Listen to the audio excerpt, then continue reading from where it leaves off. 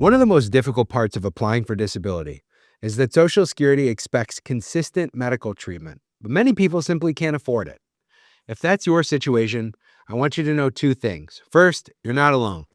And second, there are steps that you can take that can keep your case alive and protect your health, even when money is tight.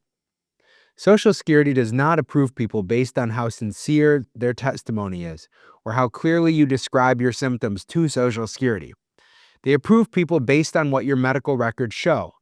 And that's exactly why a lack of treatment can become such a challenge in a disability case. When you're not able to see a doctor, your records go silent. And when your records go silent, Social Security may assume that your symptoms improved or weren't as serious as you say. That may be completely untrue, but that's how the system reads your file. So the question becomes, what can you do if you genuinely cannot afford treatment? The first thing is to communicate with us. Let us know what is happening so we can guide you.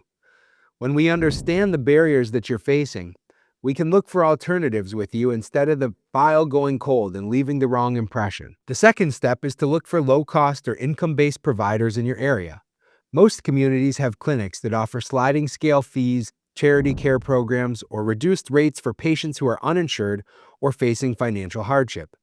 Many hospital systems also have financial assistance programs that can reduce or even eliminate bills if your income is low enough. These programs exist because they know medical care is expensive, and using them is not only allowed, it's encouraged. Telehealth has also become a lifeline for many people. Virtual visits are often cheaper, easier to access, and don't require transportation. Even occasional telehealth appointments can help keep your medical record active and document your ongoing symptoms. If you're struggling with mental health and can't afford therapy, there are community mental health centers, crisis walk-in programs, and state-supported services that may be available at reduced or no cost. These appointments count as medical evidence. They show Social Security that your symptoms are real and ongoing even when money is tight. Another overlooked option is talking honestly with your current provider about your financial situation. Many offices can reduce the frequency of visits, help you apply for assistance, offer payment plans, or switch you to more affordable medication options. Most doctors understand that healthcare is expensive, and they want to help you stay in treatment. The most important thing is that you don't disappear from medical care completely. Even occasional treatment is better than none. Even a visit every few months is better than a year-long gap. Something in your chart is always better than nothing because it shows that you're still struggling, still seeking help, and still dealing with the symptoms that are keeping you from working. If finances are preventing you from getting care, tell us. We will talk through options with you and help you find whatever resources may be available.